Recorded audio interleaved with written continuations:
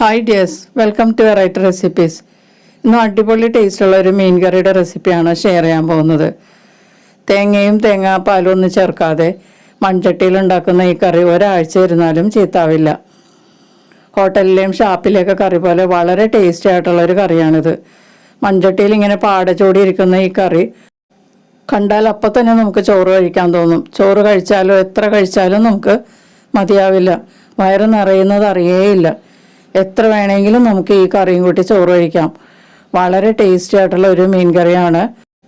നല്ല പൊളപ്പൻ രുചിയുള്ള ഈ മീൻ കറി കൂട്ടി എത്ര ചോറ് വേണമെങ്കിലും നമുക്ക് കഴിക്കാം. അപ്പോൾ ഇതെങ്ങനെയാണ് തയ്യാറാക്കുന്നതെന്ന് നോക്കാം. സ്റ്റൗവിലേക്ക് ഒരു മൺചട്ടി വയ്ക്കുക. അതിലേക്ക് 4 ടേബിൾ സ്പൂൺ വെളിച്ചെണ്ണ ഒഴിക്കുക. വെളിച്ചെണ്ണ നല്ലതുപോലെ ചൂടായി കഴിയുമ്പോൾ ഇതിലേക്ക് 1 ടീസ്പൂൺ കടുക് ചേർത്ത് പൊട്ടിക്കാം. കടുക് നന്നായിട്ട് പൊട്ടി തുടങ്ങുമ്പോഴേക്കും ഇതിലേക്ക് 1/4 ടീസ്പൂൺ ഉലുവയും കൂടി ചേർത്ത് പൊട്ടിക്കാം.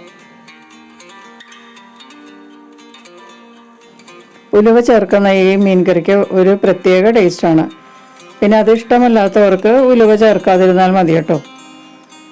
ഉലുവയും കടുവും നന്നായിട്ട് പൊട്ടിക്കഴിയുമ്പോൾ ഇതിലേക്ക് നമുക്ക് കുറച്ച് വേപ്പില ചേർത്ത് കൊടുക്കാം. വേപ്പില കുറച്ച് കൂടുതൽ ചേർക്കുക.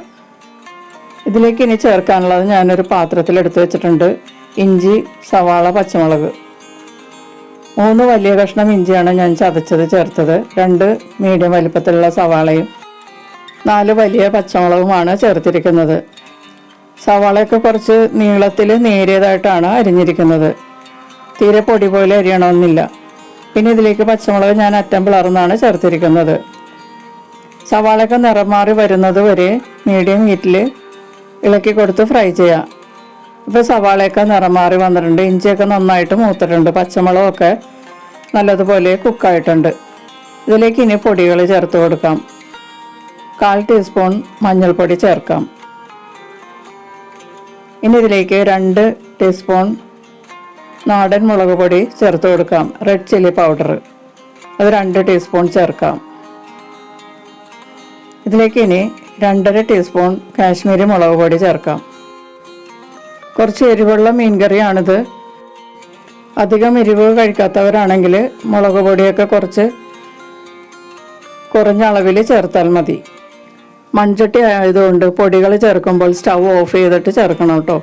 അല്ലെങ്കിൽ ചട്ടിക്ക് നല്ല ചൂടായിരിക്കും. ഈ പൊടികളൊക്കെ പെട്ടെന്ന് കരിഞ്ഞു പോകാൻ ചാൻസ് ഉണ്ട്. ഞാൻ സ്റ്റൗ ഓഫ് ചെയ്തിട്ടാണ് ഞാൻ ഈ പൊടികളൊക്കെ ചേർത്തത്. പൊടികൾ ഒത്തിരി ഡ്രൈ ആയി പോകാതിരിക്കാൻ 2 ടീസ്പൂൺ വെള്ളവും കൂടി ചേർത്തിട്ട് ഇളക്കി കൊടുത്ത് ഫ്രൈ ചെയ്യാം. ഇപ്പം ഞാൻ സ്റ്റൗ ഓൺ ചെയ്തിരിക്കുകയാണ്. ഇനി നമുക്ക് ഇളക്കി കൊടുത്ത് നല്ലതുപോലെ ഫ്രൈ ചെയ്യാം. ഇതിലേക്ക് ആവശ്യമുള്ള ഉപ്പും കൂടി ചേർക്കാം. കറിക്ക് ആവശ്യമുള്ള ഉപ്പാണ് ഞാനിപ്പോൾ ചേർത്തത്. ഉപ്പ് ചേർക്കുമ്പോൾ ഈ മസാലപ്പൊടികളൊക്കെ ഒന്നും കരിയാതെ നമുക്ക് പാകത്തിന് ഫ്രൈ ആയി കിട്ടും. ഇതിലേക്ക് ഇനി പുളിക്ക് ആവശ്യമുള്ള കുടംപുളി ചേർത്ത് കൊടുക്കാം. ഈ മീൻ കറിയിൽ കുടംപുളി ചേർത്താണ് ഞാൻ തയ്യാറാക്കാൻ പോകുന്നത്. 3 കഷ്ണം കുടംപുളി നന്നായിട്ട് ക്ലീൻ ചെയ്ത് വെള്ളത്തിൽ നേരത്തെ ഇട്ട് വെച്ചിരുന്നതാണ്. അത് ഇതിലേക്ക് ചേർത്ത് കൊടുക്കാം. നിങ്ങൾ ചേർക്കുമ്പോൾ നിങ്ങളുടെ ടേസ്റ്റിനനുസരിച്ചുള്ള പുളിക്ക് ആവശ്യമുള്ള കുടംപുളി ചേർത്ത് കൊടുക്കണം. അപ്പോൾ കുടംപുളിയൊക്കെ ചേർത്തതിന് ശേഷം ഇനി നമുക്കിതിലേക്ക് ആവശ്യമുള്ള വെള്ളം ചേർത്ത് കൊടുക്കാം. ഗ്രേവിക്ക് ആവശ്യമുള്ള വെള്ളവും പിന്നെ നമ്മൾക്ക് മീൻ വേകാനുള്ള വെള്ളവും ചേർത്ത് കൊടുക്കണം. ഞാനിപ്പോൾ 2 കപ്പ് വെള്ളം ചേർത്തിട്ടുണ്ട്. ഇതിലേക്ക് നമ്മൾ തേങ്ങ അരപ്പോ അല്ലെങ്കിൽ തേങ്ങാപ്പാലോ ചേർക്കുന്നില്ല. അപ്പോൾ നമ്മൾ വെള്ളം തന്നെയാണ് ചേർക്കേണ്ടത്. ആവശ്യമുള്ള വെള്ളം ചേർത്തതിന് ശേഷം അരപ്പൊക്കെ നല്ലതുപോലെ ഒന്ന് ഇളക്കി കൊടുത്ത് അഴിപ്പിച്ചെടുക്കുക. അരപ്പൊക്കെ നല്ലതുപോലെ അഴിപ്പിച്ച് കഴിയുമ്പോഴേക്കും വെള്ളം പോരെന്ന് തോന്നുകയാണെങ്കിൽ കുറച്ചുകൂടി ചേർത്ത് നമുക്കൊന്നുകൂടി മിക്സ് ചെയ്യാം. ഞാനിവിടെ 750 ഗ്രാം മീനാണ് എടുത്തിരിക്കുന്നത്. അപ്പോൾ അത് വേകാൻ വേണ്ടിയിട്ടുള്ള വെള്ളം നമ്മൾ ഒഴിച്ചു കൊടുക്കണം. ഇനി ഇത് മൂടി വെച്ച് നല്ലതുപോലെ ഒരു 2-3 മിനിറ്റ് തിളക്കുന്നത് വരെ വെയിറ്റ് ചെയ്യാം. ഇപ്പോൾ ഈ അരപ്പൊക്കെ നല്ലതുപോലെ തിളക്കുന്നുണ്ട്. ഒരു 3 മിനിറ്റ് തിളച്ച അരപ്പാണ് ഈ കാണുന്നത്. കണ്ടോ, അതിൻ്റെ ടെക്സ്ചറൊക്കെ നന്നായിട്ട് മാറിയിട്ടുണ്ട്. ഇനി നമുക്കിതിലേക്ക് മീൻ കഷ്ണങ്ങൾ ചേർത്ത് കൊടുക്കാം. ഞാൻ 750 ഗ്രാം മീനാണ് എടുത്തിരിക്കുന്നത്. കുറച്ച് വലിയ കഷ്ണങ്ങളാക്കിയാണ് കട്ട് ചെയ്തിരിക്കുന്നത്. അധികം മുള്ളില്ലാത്ത ഏത് മീനും നമുക്ക് ഇതുപോലെ കറി വെക്കാം. പിന്നെ നമുക്ക് അയലയും മത്തിയും ഒക്കെ ഇതുപോലെ കറി വെക്കാം കേട്ടോ. പിന്നെ അതുപോലെ മാച്ചാൻ, ആവോലി, അങ്ങനെയുള്ള മീനുകളൊക്കെ നമുക്ക് ഇതുപോലെ കറി വെക്കാവുന്നതാണ്. നല്ല പുളിയൊക്കെ പിടിച്ച് വറ്റിച്ച് വെക്കുന്ന ഈ പുളിങ്കറി വളരെ നല്ല ടേസ്റ്റാണ്. മീൻ കഷ്ണങ്ങൾ ചേർത്തതിന് ശേഷം ഈ ഗ്രേവിയൊക്കെ ഒന്ന് ഇതിൻ്റെ പുറത്തേക്കൊക്കെ കോരി ഒഴിച്ചു കൊടുക്കാം. ഇതോടൊപ്പം ഈ ചാനൽ ആദ്യമായി കാണുന്നവരും ഇതുവരെ സബ്സ്ക്രൈബ് ചെയ്യാത്തവരും സബ്സ്ക്രൈബ് ചെയ്തൊന്ന് സപ്പോർട്ട് ചെയ്യുക. അതിനടുത്തുള്ള ബെല്ലൈക്കൻ എനേബിൾ ചെയ്ത് എൻ്റെ അടുത്തടുത്ത വീഡിയോസ് ഉറപ്പുവരുത്തുകയും ചെയ്യുക. ഇപ്പോൾ ഗ്രേവിയൊക്കെ മീൻ കഷ്ണങ്ങളുടെ പുറത്തേക്ക് കോരി ഒഴിച്ചിട്ടുണ്ട്. കഷ്ണങ്ങൾ ഡ്രൈ ആയി പോകാതിരിക്കാനാണ് ഇങ്ങനെ ചെയ്യുന്നത്. നന്നായി തിളച്ച് കഴിയുമ്പോഴേക്കും മൂടി വെച്ച് നമുക്ക് 10 മിനിറ്റ് ലോ ഹീറ്റിൽ വേവിച്ചെടുക്കാം. 10 മിനിറ്റിന് ശേഷം തുറന്ന് ചട്ടി ഒന്ന് ചുറ്റിച്ചു കൊടുക്കാം. ഇപ്പോൾ ഗ്രേവിയൊക്കെ നല്ലതുപോലെ കുറുകി തുടങ്ങിയിട്ടുണ്ട്.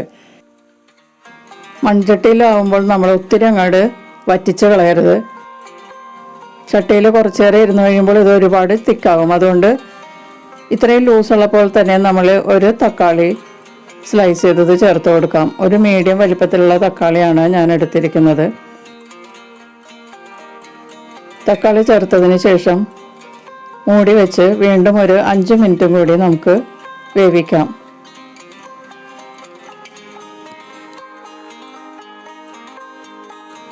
അഞ്ച് മിനിറ്റിന് ശേഷം തുറന്നു നോക്കാം. ഇപ്പോൾ കണ്ടോ, നല്ല എണ്ണയൊക്കെ നല്ലതുപോലെ തെളിഞ്ഞിട്ടുണ്ട്. ഗ്രേവിയൊക്കെ നല്ല കറക്റ്റാണ്. ഇനി ചട്ടിയിലിരുന്ന് വരുമ്പോൾ കുറച്ചുകൂടി തിക്കാകും.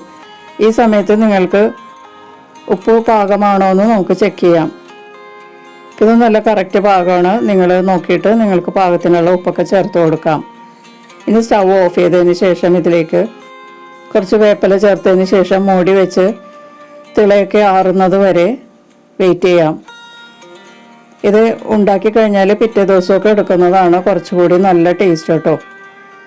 ഇപ്പോൾ തിളയൊക്കെ ആറി നല്ലതുപോലെ ആറിയിരിക്കുകയാണ്, നല്ല പാട ചൂടിയിരിക്കുകയാണ്. മൺചട്ടിയിലാവുമ്പോൾ പെട്ടെന്ന് അങ്ങോട്ട് തണുത്തൊന്നും പോകുന്നില്ല. ഇപ്പോഴും നല്ല ചൂടൊക്കെ തന്നെ ഉണ്ട്.